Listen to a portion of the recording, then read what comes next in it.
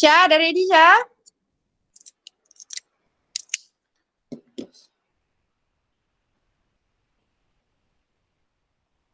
Oh, mic tak dibuka pula. Aduh.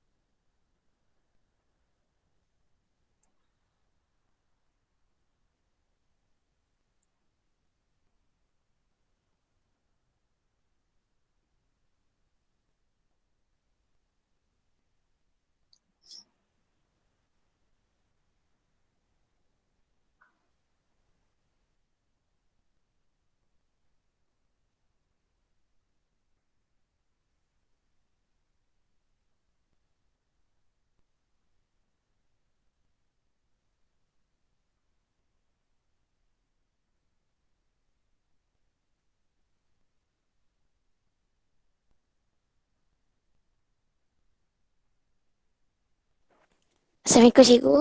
Waalaikumsalam. So hari ni saya yang bentangkan Tamadun Yunani ni cikgu. Boleh. Silakan.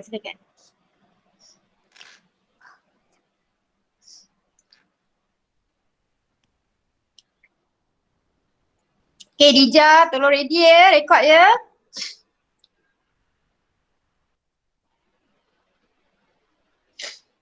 Baik, teruskan Aina. Kejap lagi cikgu. Slide tak bergerak. Tu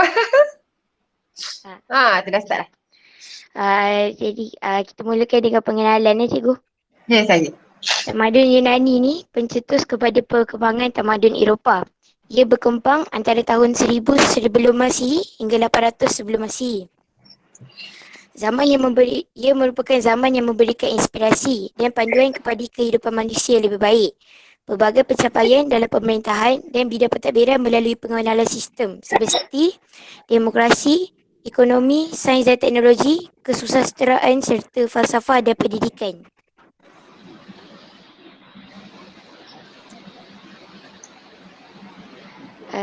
Jadi lokasi tamadun Yunani ini berkembang di semenanjung Greece dan pulau-pulau yang bertaburan di Laut Aegean serta Laut Mediterranean. Ia merupakan cuaca yang sederhana serta kedudukannya berhampiran dengan laut. Perkembangan tamadun Yunani terkenal dengan negara kota atau polis yang merupakan gabungan 3 komponen iaitu bandar utama, bandar kecil dan kawasan kampung. Polis bukan sahaja menjadi ibu kota tetapi menjadi pusat tumpuan masyarakat juga. Di tengah-tengah polis terdapat Akropolis iaitu pusat komuniti yang dilindungi oleh kubu. Akropolis merupakan lokasi yang paling strategik dari segi keselamatan, pentadbiran dan komunikasi yang dilengkapi dengan rumah ibadat, bangunan kerajaan, istana dan rumah golongan bangsawan. Terdapat juga kawasan lapang yang dikenali sebagai Agora yang digunakan sebagai tempat pertemuan dan pasar awam. Ini menyebabkan penduduk yang tinggal berhampiran Akropolis lebih aktif terlibat dalam urusan negara berbanding dengan yang duduk berjauhan dari situ.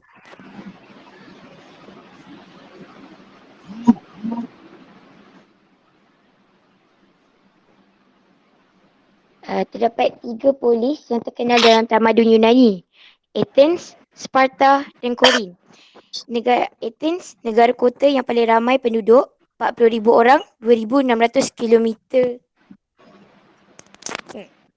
Sparta, negara kota yang paling luas, 16,000 orang, 8,400 kilometer square.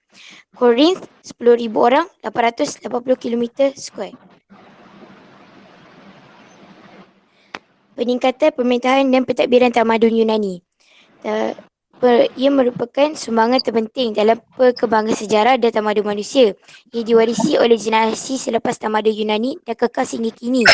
5 sistem pemerintahan yang diamalkan di kebanyakan polis iaitu monarki, oligarki, aristokrasi, tirani dan demokrasi. Setiap sistem mempunyai ciri tertentu dan berbeza antara satu sama lain. Monarki. Monarki ialah sistem beraja yang berasaskan keturunan. Raja pula dibantu oleh konsul yang terdiri daripada golongan bijak pandai. Oligarki ialah pemerintahan yang dikuasai oleh sebahagian kecil golongan yang berkuasa. Aristokrasi ialah pemerintahan yang dikuasai oleh golongan bangsawan. Tirani, pemerintahan yang dikuasai oleh golongan yang zalim dan menindas rakyat. Demokrasi ialah pemerintahan yang dipilih oleh rakyat melalui pengundian. Perkembangan sistem demokrasi di Athens. Bagi masyarakat di Athens, perkembangan sistem pemerintahan dan pentadbiran berlaku melalui perubahan yang dilaksanakan bagi memantapkan aspek tersebut. Amalan demokrasi di Athens menjadi ikutan dan diamalkan oleh kebanyakan negara moden hingga kini. Sistem demokrasi di Athens melalui beberapa tahap perkembangan. Sebelum sistem ini diasaskan oleh Solon pada tahun 594 sebelum Masihi, Athens telah melalui sistem pemerintahan bercorak monarki, oligarki, aristokrasi dan tirani. Sistem demokrasi yang diamalkan di Athens merupakan demokrasi langsung. Demokrasi langsung bermaksud setiap warga negara Athens terlibat secara langsung dalam perbincangan dan perdebatan bagi menentukan sesuatu dasar dan peraturan yang berkaitan dengan Athens, termasuklah hal ehwal ekonomi, sosial dan politik. Pada zaman pemerintahan Pericles 495 ke 429 sebelum Masihi, penekanan diberikan kepada kuasa rakyat bagi memantapkan sistem demokrasi. Walau bagaimanapun, demokrasi menjadi lemah dan terhapus pada zaman Raja Philip yang menguasai Yunani pada tahun 338 sebelum Masihi. Di Malaysia, sistem demokrasi dilaksanakan melalui pilihan raya yang memilih wakil-wakil rakyat. Sistem pilihan raya di Malaysia bermula pada tahun 1951 dan diamalkan sehingga kini. Ciri-ciri demokrasi di Athens. Dewan Perhimpunan, Majlis, Magistrat dan Juri.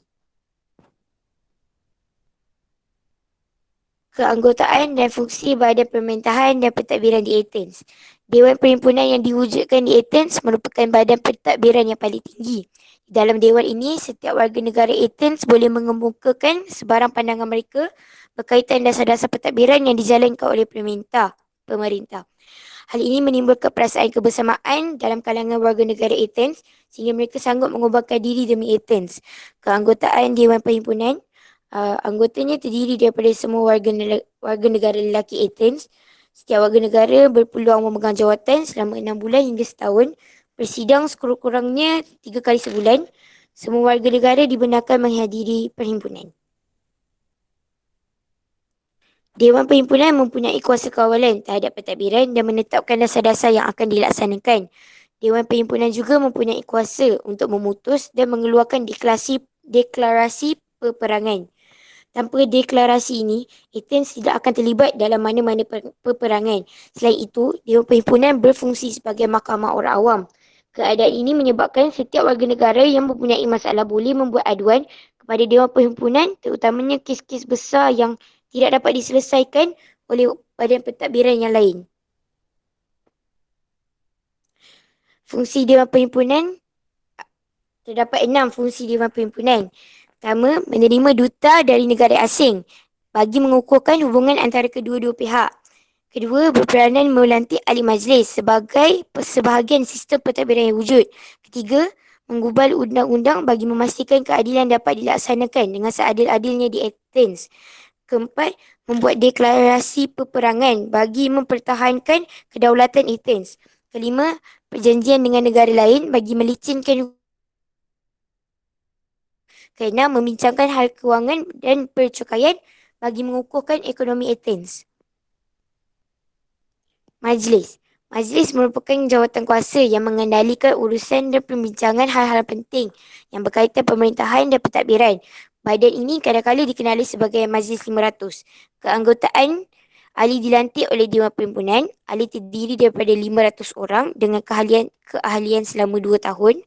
Ahli sebanyak 500 orang ini kemudiannya akan dipecah kepada 10 jawatan kuasa Prytany yang setiap satu dianggotai oleh 50 orang. Pemilihan pengurusi dilakukan pada setiap kali persidangan diadakan.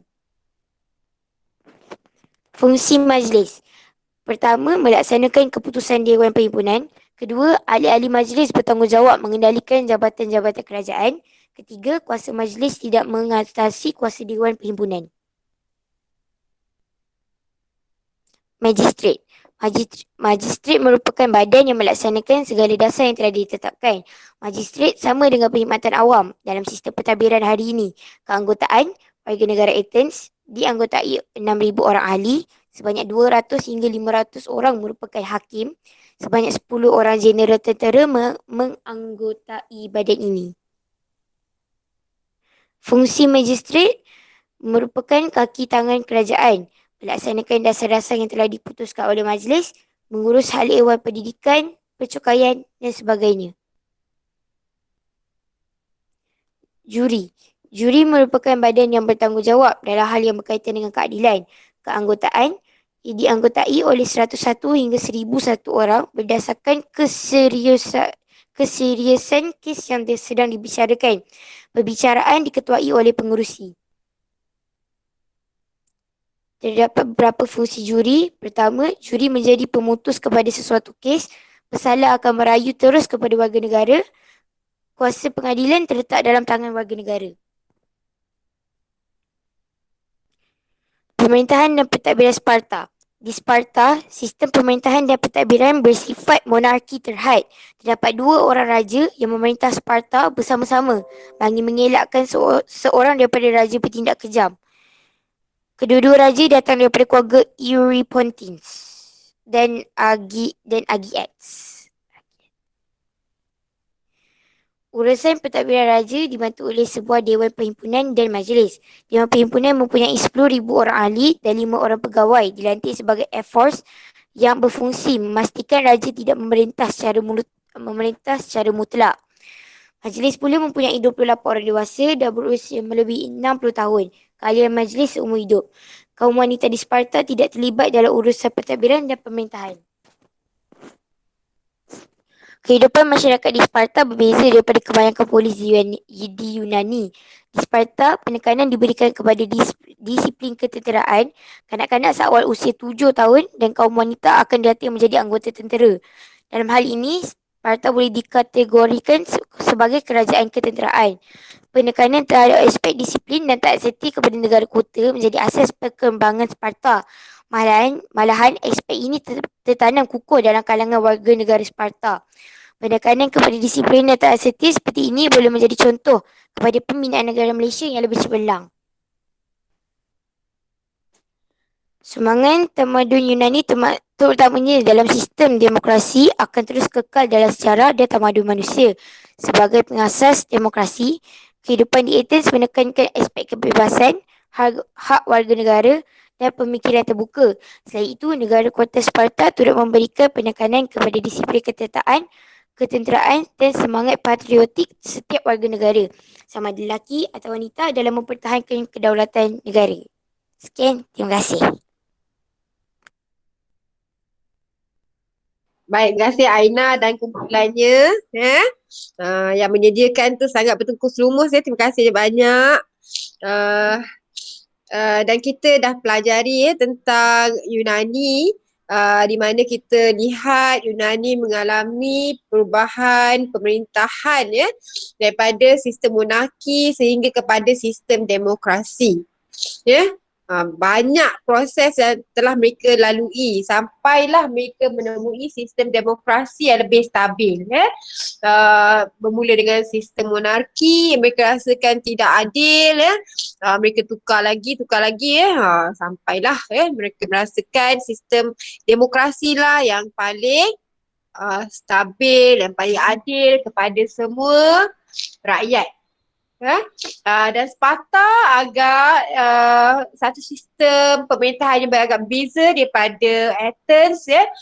Sparta melaksanakan sistem pemerintahan bentuk ketenteraan di mana rakyatnya semua dipaksa untuk menjadi tentera. Lelaki, wanita dan kanak-kanak semuanya dikerah untuk menjadi tentera. Daripada kanak-kanak lagi mereka telah dilatih untuk menjadi tentera yang taat setia kepada pemerintah mereka. Jadi mereka memang sangat taat setia kepada pemerintah,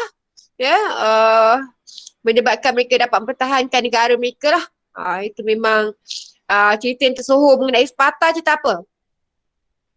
Siapa tahu cerita yang tersohor mengenai Sparta? Tak ada yang tahu ke? Baiklah, share sikit. Tak nak share? Tak ada yang tahu? Saya jawab sikit, tengok nak dengar.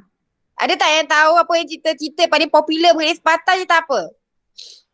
Cerita tentang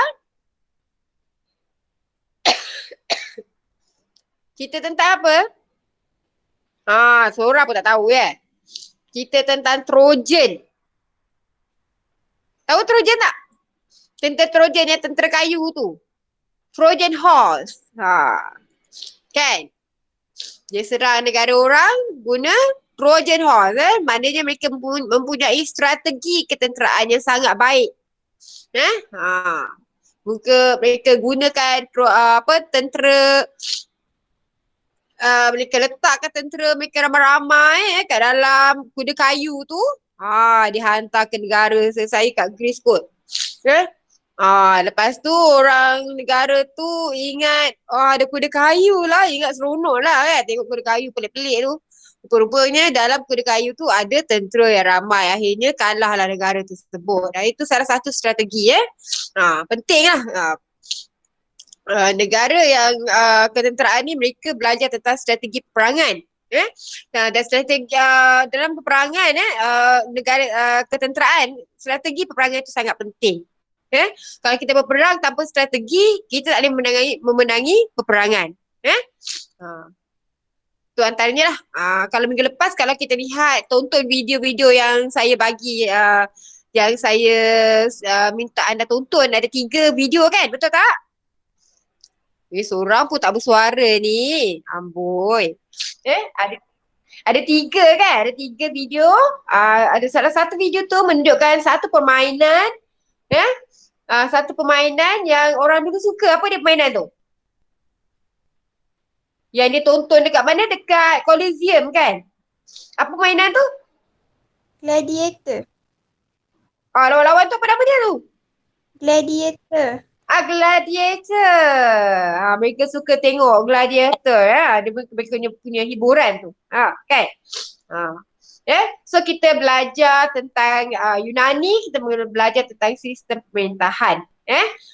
Kalau di Athens mengenai sistem demokrasi, dan kalau di Sparta kita belajar tentang sistem ketenteraan. Baik, kita nak beralih kepada kerajaan di Rom, tamadun Rom. Mari kita lihat Rom. Siapa yang patut bentang tentang Rom? Dah bersedia? Bagus. Isyak lagi. Isyak juga yang bentang tentang Rom. So kita tukar orang lah untuk minggu depan. India kita tukar orang. Betul-betul. Okay, minggu depan kita tukar orang lah. Nanti saya pilih nama. Okay, Isyad boleh teruskan lah kalau Isyad dah ready. Bentang ni. Saya nak pilih Abdul Rauf lah minggu depan. Minggu depan bentang tentang India boleh? Rauf respon. Abdul Rauf. Where are you? Rauf mana Rauf? Isyad boleh get ready dengan bahan lah. Cikgu Rauf nampak mana saya Rauf? tak? Apa dia, Syed? Nampak tak slide? Oh, belum nampak lagi, Syed. Belum nampak lagi. Rauf mana Rauf? Ya. Rauf tak keluar-keluar lagi ni. Rauf, cikgu bercakap dengan Rauf ni. Mana Rauf ni? Tak nampak lagi.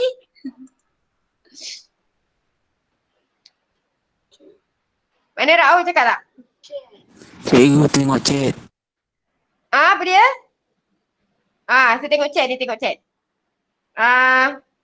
Tak ada bahan. Okey, tak apa, kita cari orang lain. Siapa yang boleh? Okey, saya open untuk volunteer. Siapa nak volunteer untuk minggu depan untuk Tamadun India? Yang lelaki, saya nak lelaki. Siapa nak volunteer minggu depan? Ada tak nak volunteer? Tamadun India, saya masih tunggu lagi jawapan yang lelaki. Rauf kejap Rauf. Sorry. Isyad kejap Isyad kejap. Saya masih mencari untuk minggu depan punya pertanyaan. Nak bagi Isyad minggu ni, Isyad dah dah volunteer untuk buat room. So untuk minggu depan siapa nak jawab untuk pertanyaan India? Tamadun India siapa nak buat? Cepat saya nak lelaki ni. Siapa nak buat? Ya Allah, kan saya panggil je kan. Arfan boleh Arfan? Arfan Haris?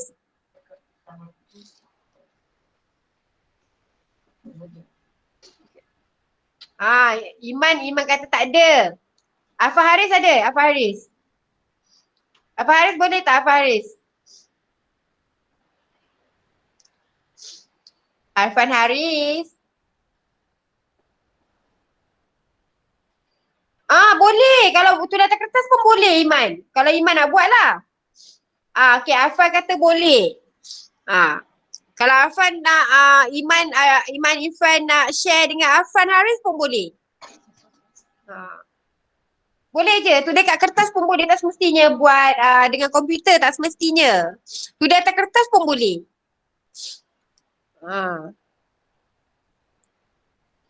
Okay. So, minggu depan saya serahkan kepada India. Saya serah kepada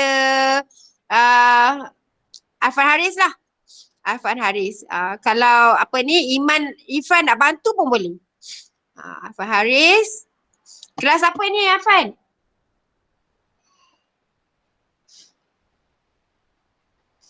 Kelas apa Arfan Haris?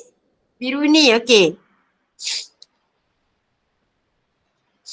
Okey, satu Biruni. Okey, ni Tamadun India Okey, yang lain tu nanti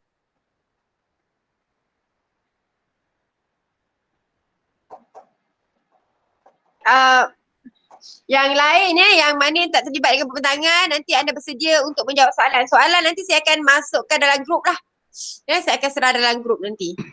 Sekarang saya tak bagi lagi soalan, nanti saya akan bagi dalam grup. Dalam 6 soalan macam biasa lah, 6-7 soalan gitu. Okey, minggu ni nanti kejap lagi lepas pertanyaan, kita mula untuk jawab soalan minggu lepas yang saya bagi kat dalam GC minggu lepas. Okey? Alright, kita dah boleh mula kot. Isyad? Cikgu nampak slide kan? Nampak. Slide terang, jelas. Okay.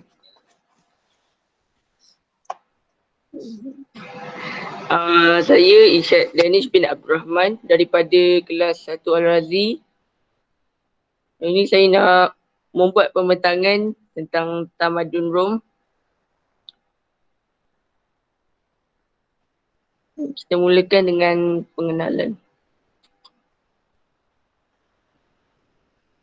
Tamadun Rom ini dianggap sebagai kesinambungan daripada Tamadun Yunani.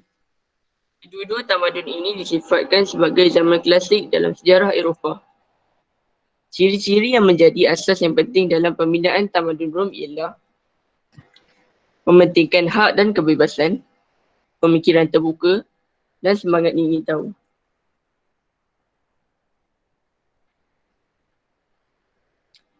Lokasi. Tamadun Rom lahir di lembah Latium yang berhampiran dengan sungai Tiber. Pertanian giat dijalankan di lembah Latium kerana kesuburan tanahnya. Ini peta Empire Rome. Latium.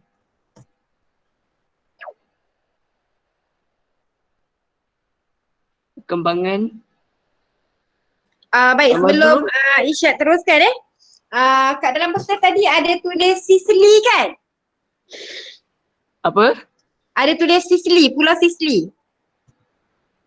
Cuba Ya. lihat balik peta tadi. Tengok Pulau Sicily ada kan kat situ? Ada. Sicily tu kat mana? Sisi tu dekat dengan Sangat popular tau Sicily tu. Kat Itali tu. dia. Ya. Sicily tu Itali. Saya teruskan Boleh teruskan. Jadi saya nak bagi kamu gambaran. So kat mana ia berlaku lah. Dia tamadun Rom tu antara tempatnya tu dekat Itali lah. Okay, silakan. Teruskan Arsyad. Okay, perkembangan tamadun Rom terbahagi kepada 3 zaman, iaitu Zaman Praja, iaitu bermula 753 hingga 509 sebelum Masihi. Zaman Republik 509 hingga 27 sebelum Masihi. Zaman Empire 27 sebelum Masihi hingga 476 sebelum Masihi. Maksudnya semua sistem pemerintahan dilakukan pada ketiga-tiga zaman ni.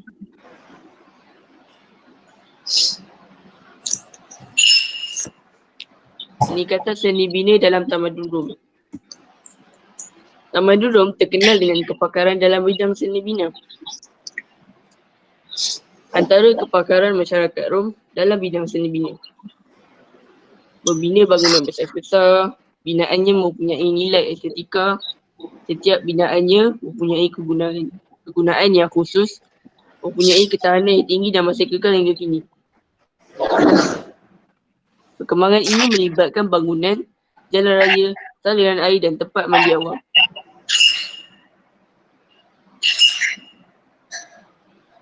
Faktor kemajuan seni bina dalam tamadun Rom. Pertama, kepakaran. Kedua, pendidikan. Ketiga, dasar pemerintahan. Keempat, kewangan. Kelima, teknologi. Dan keenam, sumber alam. Ketujuh, buruh. Ciri-ciri pembinaan bangunan dalam tamadun Rom. Seni bina Rom merupakan gabungan antara teknik seni bina zaman Yunani. Mereka biasanya menggunakan bahan binaan baharu seperti simen reka bentuk yang kreatif.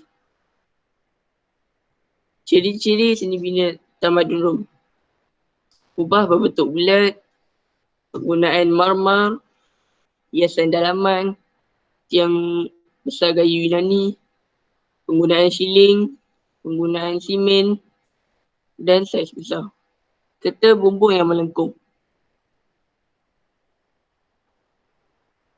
Seni bina tamadun Rom. 1. Pantheon. Struktur dan ciri binaan Pantheon. Terdapat tiang besar di bahagian hadapan. Atap Pantheon berbentuk kubah besar-besar dengan diameter 43 meter. Bahan binaan yang terdiri daripada batu bata yang dilepa simen.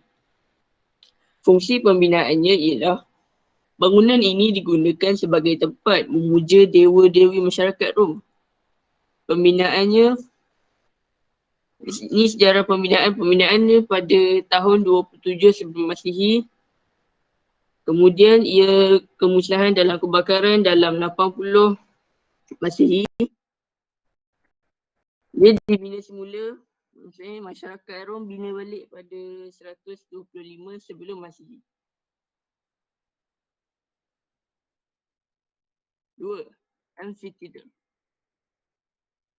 Amphitheater berbentuk lingkaran. Terdapat kira-kira 230 amphitheater di seluruh Empire Rom. Setiap amphitheater mempunyai saiz dan kapasiti penonton yang berbeza. Fungsi dan tujuan binaan. Ini merupakan kawasan mini atau gelanggang terbuka sebagai tempat untuk membuat persembahan seni, pertunjukan dan gladiator, amphitheater. Aljam Tunisia mempunyai 16,000 orang kapasiti penonton. Alas Perancis mempunyai 20,000 orang penonton. 3. Aqueduct. Fungsi dan tujuan binaan. Ia fungsi membekalkan air bersih ke rumah kediaman di sekitar bandar dalam Empire Rom. Ia juga fungsi membekalkan air ke tempat mandi awam dan ke binaan-binaan utama. Sejarah binaannya. Akuaduk pertama dibina di Aqua Appia pada tahun 312 sebelum Masihi sepanjang 16 km. Aqua Virgo pula dibina pada tahun 19 sebelum Masihi. Antara jurutera yang bertanggungjawab membina akuaduk ialah Marcus Agrippa. So maksudnya gambar kat sini, gambar yang ni, ni Marcus Agrippa. Kepentingan akuaduk membuktikan Empire Rom mempunyai sistem perancangan dan pengawalan air yang sistematik serta melambangkan ketinggian teknologi dan kejuruteraan Empire Rom. 4. Jalan Raya Rom. Jalan raya mula dibina pada tahun 500 sebelum Masihi dengan tujuan menghubungkan bandar-bandar utama di seluruh Empire Rom. Jalan untuk pengangkutan daratan. Jalan raya sebenarnya diutamakan untuk kegunaan tentera. 3. Ciri dan bahan binaan Jalan Raya Rom. Dibina secara berlapis-lapis. Bahan binaannya terdiri daripada batu besar, batu kecil dan batu kerikil. Okay, cuba awak lihat binaan Jalan Raya Rom tu. Canggih tak? Canggih tak binaan dia? Jalan raya tu. Canggih. Ya, canggih. Berlapis-lapis kan? Kenapa dia buat berlapis-lapis macam tu? Mesti ada sebab, betul tak? Ya? Dia buat berlapis-lapis sebab nak bagi jalan tu tahan lama. Tahan lama supaya tak mendak kan? Betul. Sama macam kita sekarang pun kita buat berlapis juga, betul? Jadi mereka sudah ada teknologi untuk buat jalan raya pada ketika itulah. Kan? Sesuai dengan kenderaan yang mereka gunakan pada ketika itulah. Dia teknologi mereka. Okay. Dan kita juga ada teknologi kita pada zaman kita ni lah yang sesuai dengan kenderaan yang gunakan jalan raya begini lah. Begitu juga kan tadi awak sebut akuadak itu sistem empangan air kan? Ya. Maknanya mereka satu tamadun yang maju. Mereka sudah ada teknologi.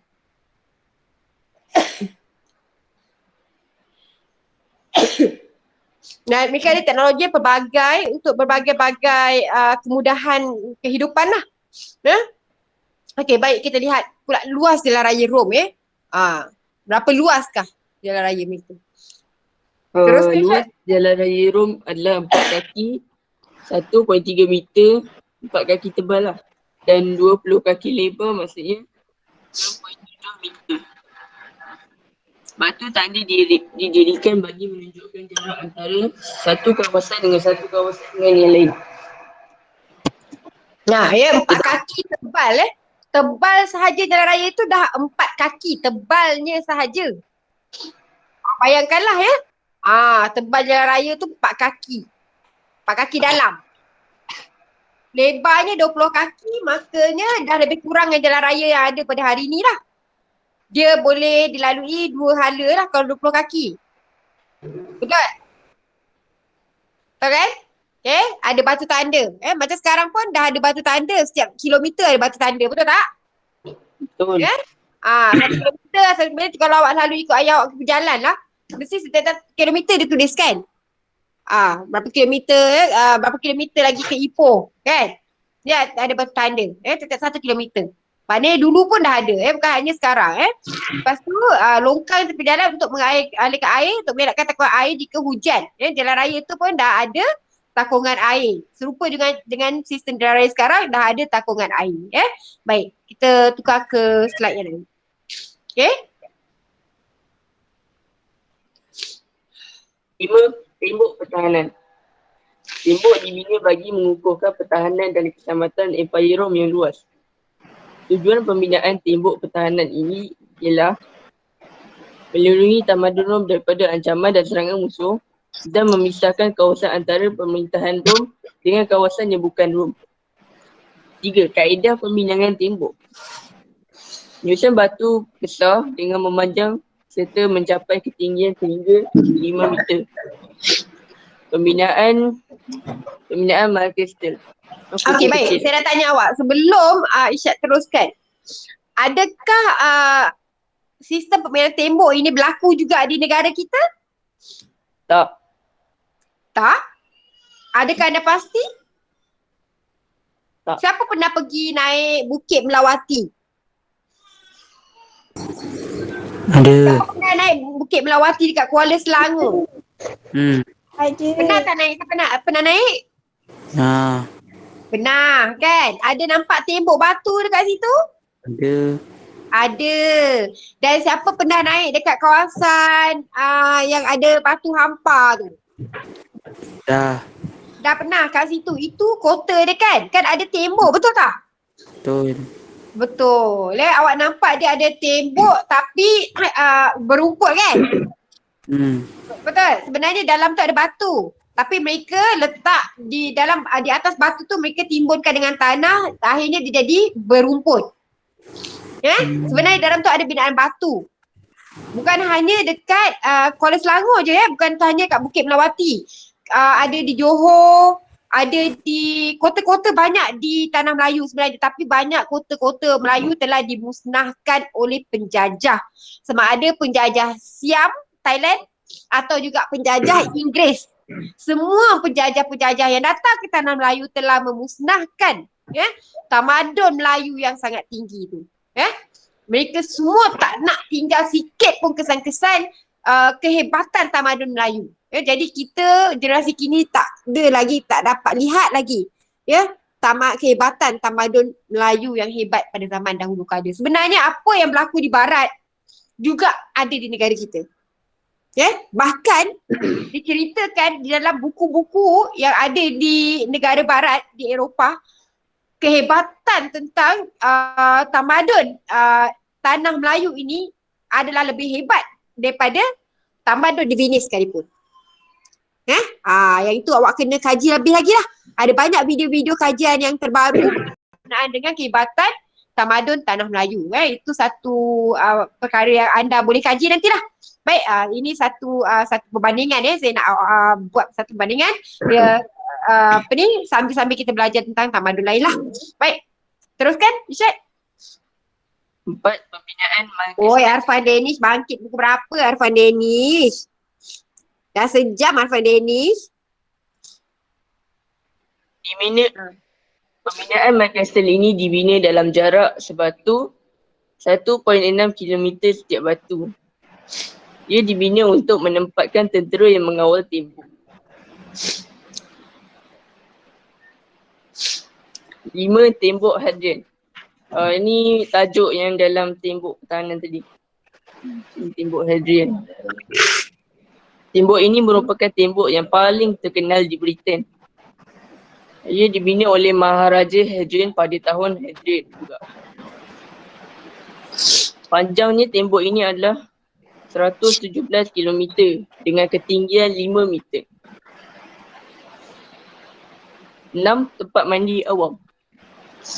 Awak ada apa? Ada kolam renang awam zaman dulu pun dah ada kolam renang awam. Awak tengok tu? Lagi cantik. Teruskan Irsyad. Mengikut kepercayaan masyarakat tamadun Rom, mandi sangat penting untuk kebersihan dan kesihatan tubuh badan, melambangkan kehidupan yang bertamadun. Oleh itu, orang Rom membina tempat mandi awam yang boleh digunakan oleh setiap orang. Terdapat juga peraturan menggunakan tempat mandi awam ini.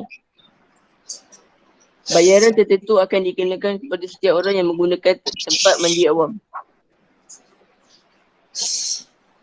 6. Kena Enam bayar. cakap Tidak kata sama je. Awak pun kena bayar juga kan? Siapa masuk dalam tenang awak kena bayar juga kan? Sama je. Tempat mandi awam juga dilengkapi dengan pelbagai kemudahan seperti tandas, ruang mandi, Sama perpustakaan, lah. bilik berehat, bilik bersenam dan ruang untuk Lebih minum. kurang. Lagi hebat dah punya. Siap perpustakaan lagi. Tempat urut lagi. Kita tak ada. Kita tempat mandi je. Okay, silakan. Terus.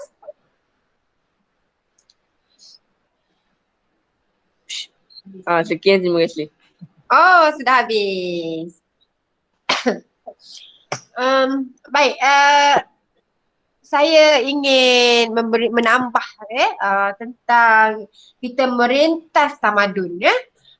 Sebenarnya tamadun Rom dia berakhir sehingga kelahiran Nabi Isa.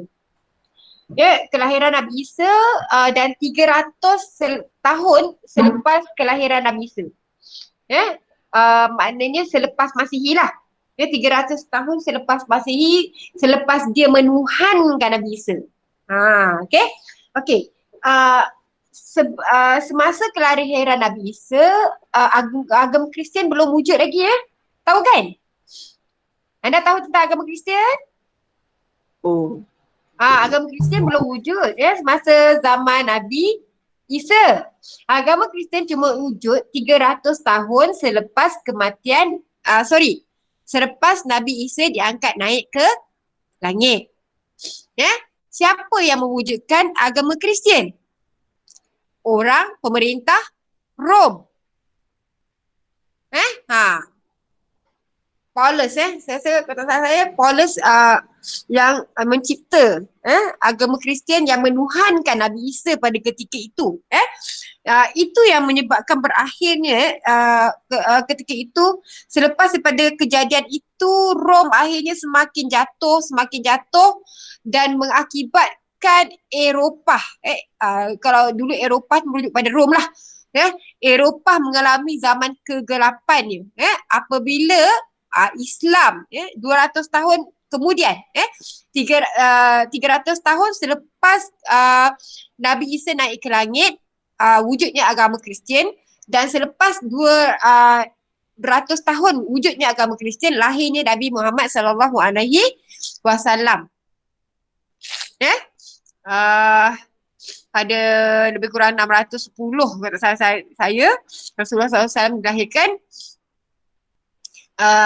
Jadi 200-300 tahun selepas Nabi Isa dituhankan oleh orang-orang Kristian, lahirlah Nabi Muhammad SAW, dan bila Nabi Muhammad SAW dirasulkan, bermulalah zaman kegelapan bagi orang-orang Eropah. Faham? Dan berakhirlah tamadun Rom. Okay? Ini sebagai maklumat tambahan. Okay.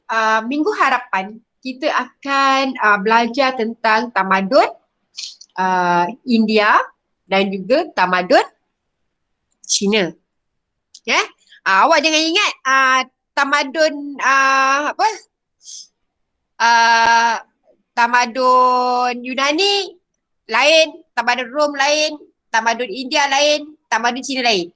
Mereka berlaku pada hampir waktu yang sama. Sudah ada hubungan antarabangsa pada ketika itu. Di antara tamadun sudah ada hubungan.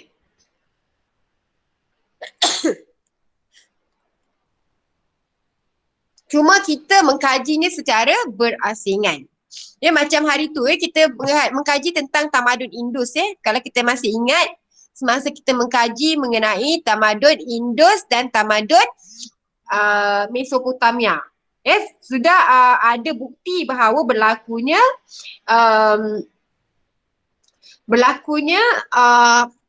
perdagangan antarabangsa antara tamadun Indus dengan tamadun Mesopotamia ataupun Mesir Purba, saya ingat. Mereka jumpa adanya surat-surat daripada Cok Mohor Cok Mohor tamadun Indus di tamadun Mesopotamia kalau tak salah saya. Betul kan?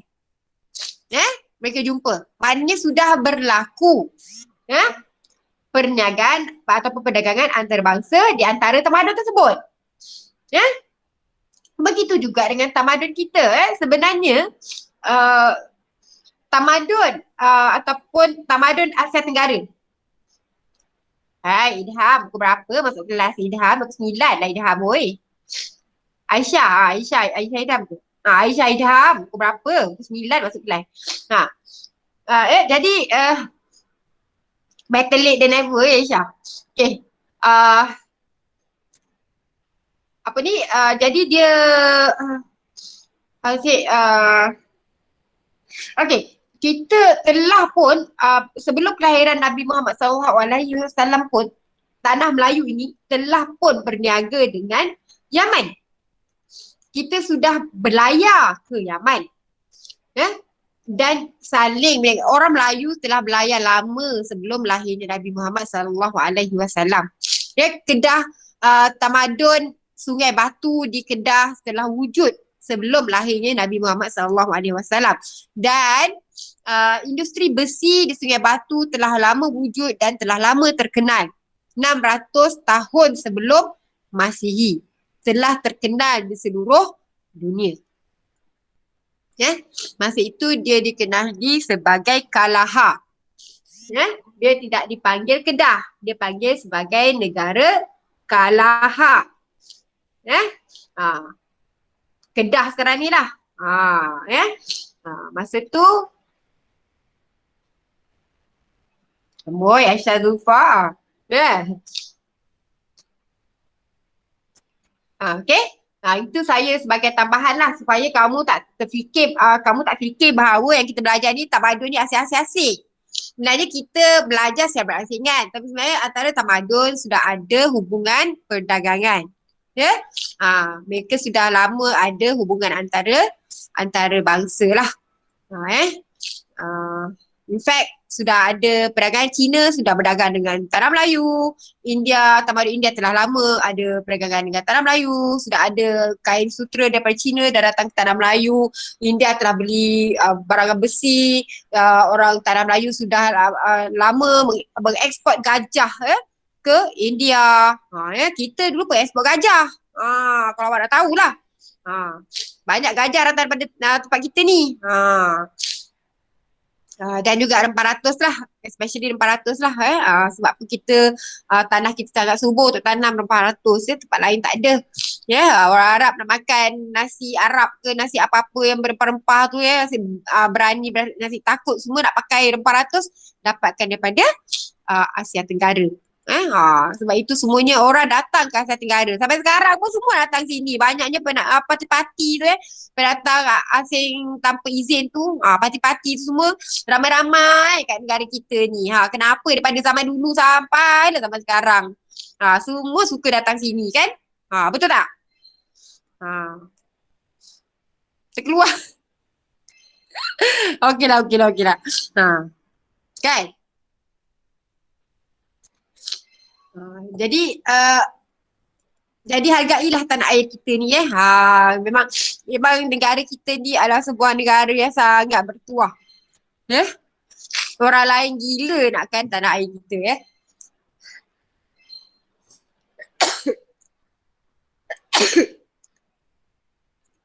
Orang lain semua nak jadi rakyat Malaysia tapi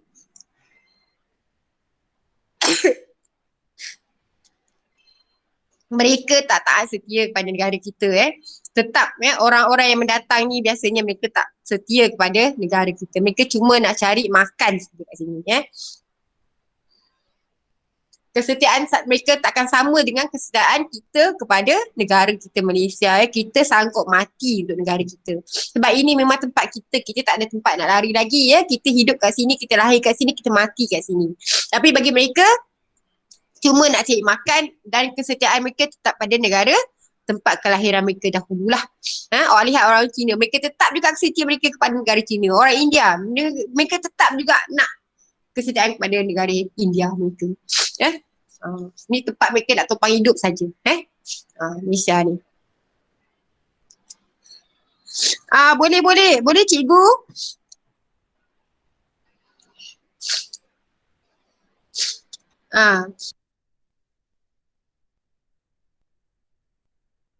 Kita nak mempersilakan cikgu.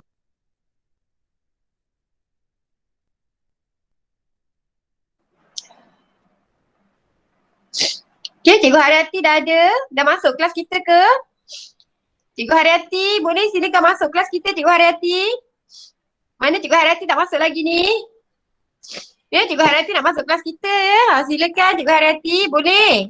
Okey, teruskan cikgu, teruskan mengajar. Saya ceritakan kepada anak murid kita tentang betapa berharganya negara kita. Ramai orang suka nak jadi rakyat Malaysia, bertuah jadi negara kita. Bukan hanya hari ni, sejak zaman dahulu kala pun orang suka datang ke tanah air kita ni yang bertuah ni. Sebab kita belajar hari ni tentang bab 6, tamadun Rom dan tamadun Yunani. Baru je selesai murid membentangkan kedua-dua tamadun tersebut, Cikgu Haryati. Jadi tadi siapa ni? Irsyad Danish baru saja selesai dan juga Aina baru selesai membentangkan tentang tamadun Yunani, dan juga Irsyad Danish baru juga selesai membentangkan tentang tamadun Rom, dan saya baru saja sedang mengulas tentang kedua-dua tamadun tersebut dan mengaitkannya tentang tamadun yang berlaku di negara kita. Dan saya menceritakan bahawa tamadun itu tidak berlaku berasingan. Cumanya kita mempelajarinya secara berasingan supaya kita dapat memfokus kepada tiap-tiap tamadun tersebut lah. Jadi saya kaitkan juga tentang tamadun di negara kita dan bila berakhirnya tamadun Rom. Tamadun Rom juga kita kaitkan dengan tamadun di Eropah lah pada ketika itu. Sebab apa? Pada ketika itu tamadun Eropah kita merujuk kepada tamadun Rom. Jadi tamadun Rom juga berakhir bila bangkitnya tamadun Islam di negara Arab lah. Dengan kelahiran Nabi Muhammad SAW. Bila bermulanya zaman ke-8 di Rom. Berakhirnya tamadun Rom lah juga maknanya. Dan bermulanya zaman kegemilangan tamadun Islam di seluruh dunia. Bukan hanya di Arab tapi di seluruh dunia dengan kelahiran Nabi Muhammad SAW. Dan juga saya memberitahu mereka bahawa pada ketika tamadun Rom berlangsung dan juga tamadun Yunani berlaku, negara kita juga telah maju dalam industri besi kita yang berlaku di Sungai Batu negeri Kedah Tua. Pada ketika itu negara Kedah Tua sudah maju dengan industri besi di Sungai Batu. Dan kita sudah pun mengeksport besi ke seluruh dunia pada ketika itu. Dan negara kita, orang daripada negara kita sudah melakukan pelayaran ke seluruh dunia untuk mengeksport kita punya hasil daripada negara kita. Kita sudah pun pergi ke Yaman, berdagang ke India dan ke seluruh dunia. Jadi sekarang adalah masa untuk kita menjawab soalan yang telah saya berikan kepada murid minggu lepas, cikgu. Boleh kita nak dengarlah jawapan daripada murid yang telah mereka jawab lah, cikgu. Ini sesi quiz lah yang kita dah beri soalan. Baik, murid semua, siapa yang nak jawab dahulu ya? Soalan 1. Siapa yang ada soalan minggu lepas boleh paparkan? Ada tak? Siapa yang dah bersedia dengan jawapan?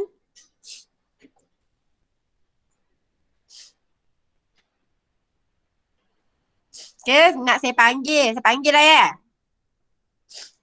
Afan Haris. Boleh tolong jawab tak Afan Haris? Soalan nombor 1.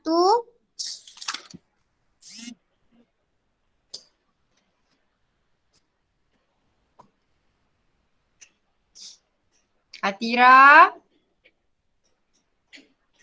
Auni, dah siap jawapan? Kamu dah siap jawab kan selalunya? Seminggu je kamu dah siap jawab. Lagi minggu ni dah cuti berapa hari lah. Silakan jawab Auni. Soalan 1.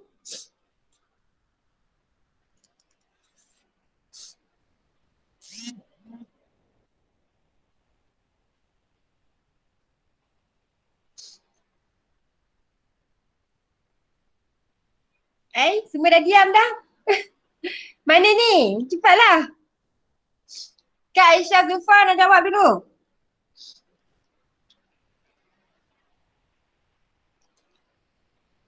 Semua dah tak berbunyi dah cikgu. Dah diam semua dah ni. Takut kat cikgu Haryati ke? Masing-masing diam terus. Dia tak nak bercakap lah mereka ni. Qaid. Tak bunyi dah semua dah. Hazimah, tak bersuara langsung dah. Iza, Hakimi, Adia. Aisyah. Boleh Aisyah jawab dulu, Aisyah Zulfan.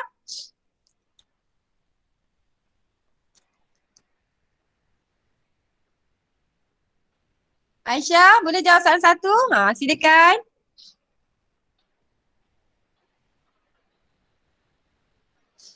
Okay, jawab verbal je Aisyah.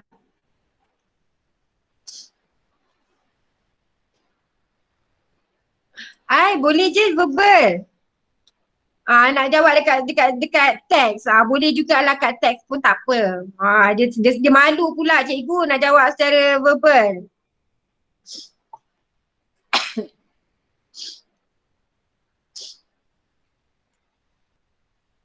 Baik, yang lain bersedia dengan soalan 2 ya? Boleh. Aisyah tak? Okey, boleh. Aisyah jawab sebab mic tak boleh buka. Boleh. Aisyah jawab je kat situ. Tulislah Aisyah. Type je. Okey, yang lain. Okey, saya bagi masa yang lain untuk jawab soalan ya.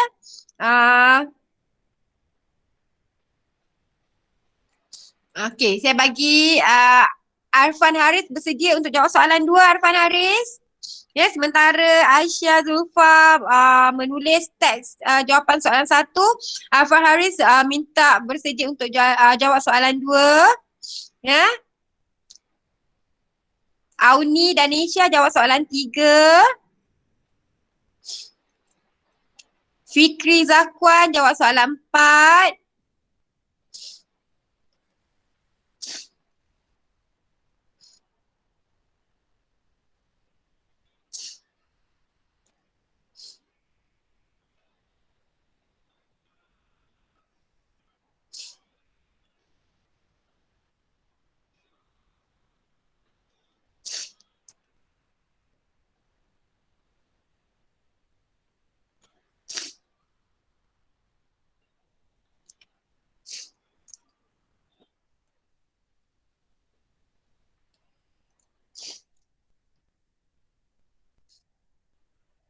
Okey, bagus.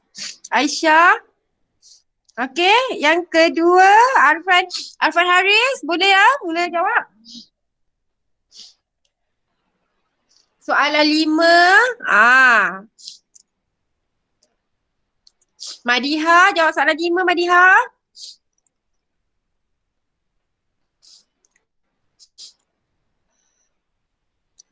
Muhammad Nazif, jawab soalan 6.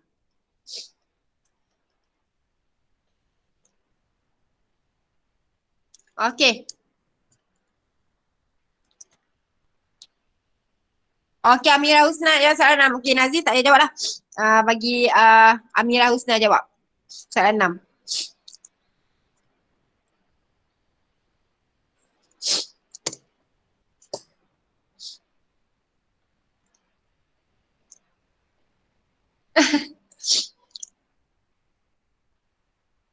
Okey. Bagus Aisyah Zulfa jawab. Okey. Dia dah susun lah tu cikgu. Saya suruh dia orang susun. Soalan satu tu susun bentuk apa? Bentuk pemerintahan. Bentuk pemerintahan yang berlaku di Athens pada ketika itu. So dia dah susun monarki, oligarki, aristokrasi, tirani dan demokrasi.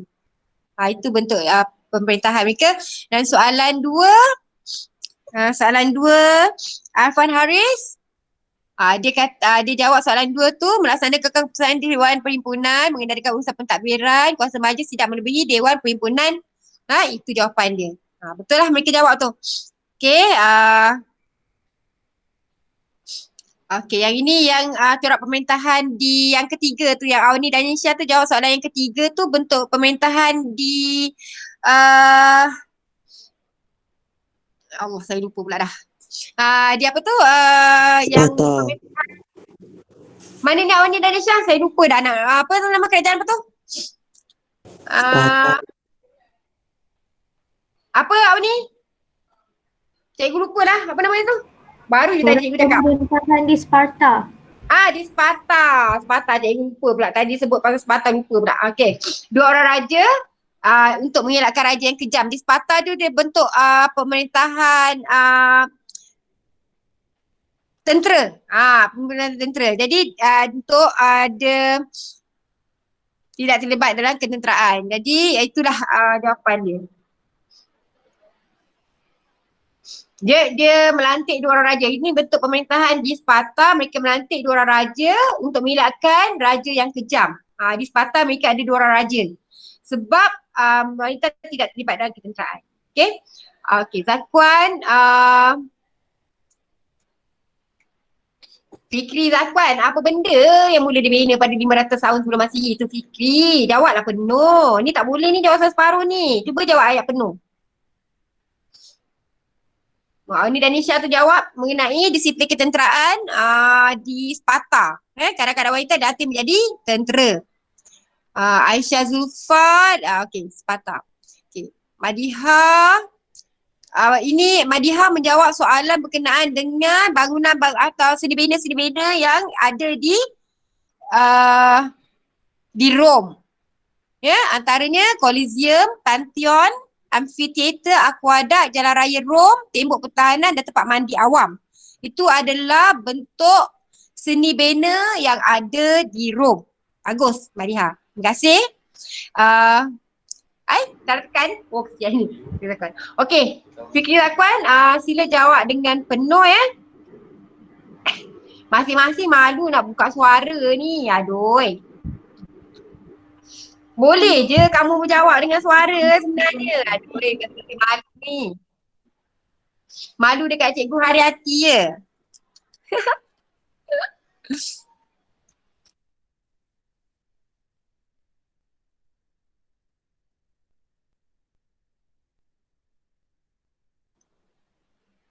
Cikgu Haryati pun tak ada lagi dah. Dah keluar dah Cikgu Haryatinya.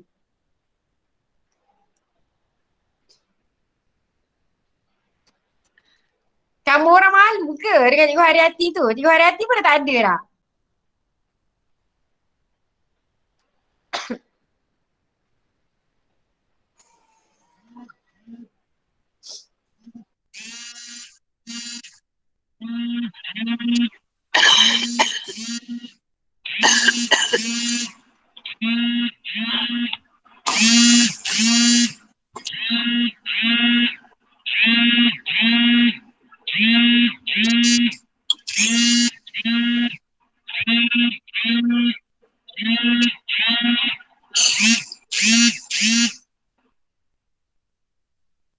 Okay, habis semua ya? Dah habis jawapan? Semua dah jawab? Tak dengar suara ni. Cikgu Haryati dah tak ada lah. Oh sayang, Cikgu Haryati dah tak ada.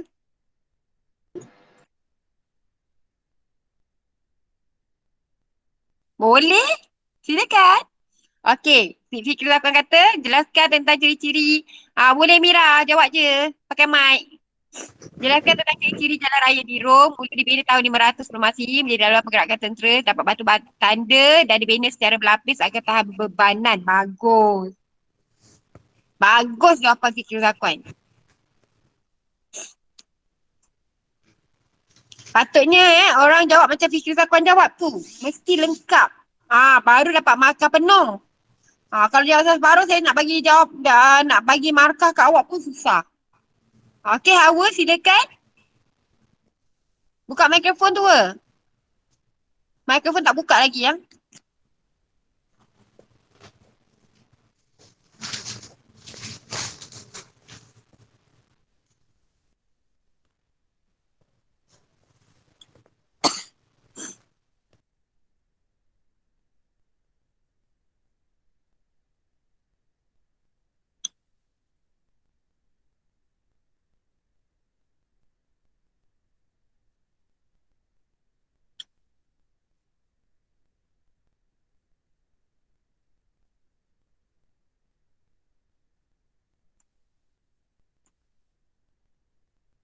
Tak dengar suara Hawa? Mira. Jawab soalan 6. Kata nak cakap. Cakaplah. Tak dengar suara pun. Jawapan untuk soalan nombor 6. Hamba Buat sikit. soalan nombor 6. Apakah yang anda faham tentang perhambaan? Bincangkan bagaimana seorang hamba boleh dimerdekakan. Kuat. Tak dengar Mira. Jauh tu daripada mikrofon. Dekat sikit. Hamba ialah orang yang dipaksa untuk bekerja keras tanpa kerelaan serta dinafikan hak kebebasan. Selain itu, mereka itu dinafikan hak untuk keluar, hak untuk tidak bekerja dan hak untuk menerima gaji atas kerja yang dilakukan. Hamba boleh dimerdekakan dengan harta. Sebagai contoh, Saidina Abu Bakar membeli Bilal bin Rabah selepas berunding dengan tuannya yang kejam iaitu Umayyah. Kemudian Saidina Abu Bakar membebaskannya.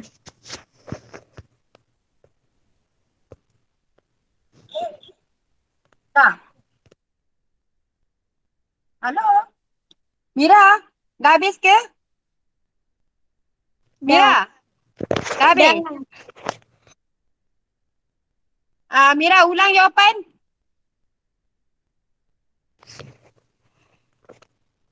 Tak puas dengan suara Mira. Tolong ulang jawapan. Hamba ialah orang yang dipaksa untuk bekerja keras tanpa kerelaan serta dinafikan hak kebebasan. Selain itu, mereka dinafikan hak untuk keluar, hak untuk tidak bekerja dan hak untuk menerima gaji atas kerja yang dilakukan. Hamba boleh dimerdekakan dengan harta. Sebagai contoh, Saidina Abu Bakar membeli Bilal bin Rabah selepas berunding dengan tuannya yang kejam iaitu Umayyah. Kemudian Saidina Abu Bakar membebaskannya. Bagus. Pandai Mira jawab. Yeay. Bagi clap. Baguslah Mira. Okey. Yang lain-lain pun bagus juga menjawab. Cuma lain kali jawab dengan jawapan yang penuh lah.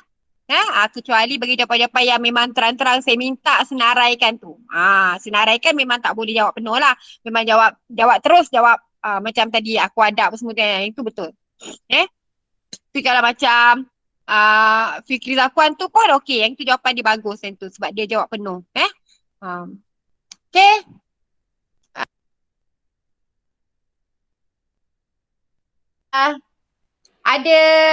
Ada yang nak tanya soalan-soalan tak? Kita rasanya untuk minggu ni setakat tu je lah. Nanti untuk minggu depan kita dah bagi tugasan. Minggu depan berapa bulan kita ni kelas? Tahu tak? Minggu depan berapa bulan? 19. 16? 16 19. Alright. Apa? 19. Okey, 19 bulan 5. Dah raya belum? Belum kan? Belum. Belum. Lagi berapa hari nak raya kan? Kita raya berapa bulan? 23 Ke 25? 24. Oh, 24 tak raya? Oh, lagi 5 hari nak raya lah. Okay, so ini untuk 19 hari bulan lah. So So minggu depan saya minta bersedialah. Apa ni? Dia Maisura dengan Arfan Haris. Mohon bersiap sedia untuk minggu hadapan. Arfan Haris boleh pilih lah kawan-kawan yang nak buat grup. Dan dia Maisura pun boleh pilih kawan untuk buat grup lah. Soalan nanti saya akan bagi kat dalam grup kelas lah. Saya akan bagi dalam semua grup kelas. Sebab apa kita nak buat grup besar kita tak jadi-jadi kan? Ke dah ada? Siapa yang buat grup kelas itu? Ada? Ada. Dah ada grup kelas. Dah masukkan saya belum? Grup untuk kelas kita saja 4 kelas. Semua ada kat situ. Yang saya tahu grup kelas tiap-tiap kelas je. Yang WhatsApp je. Yang grup yang memang kita 4 kelas ada tu tak ada kan?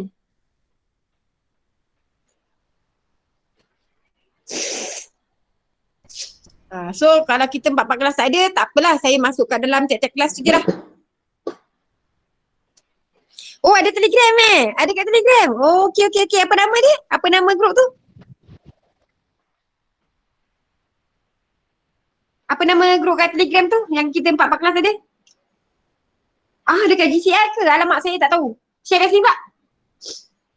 Saya yang tak tahu.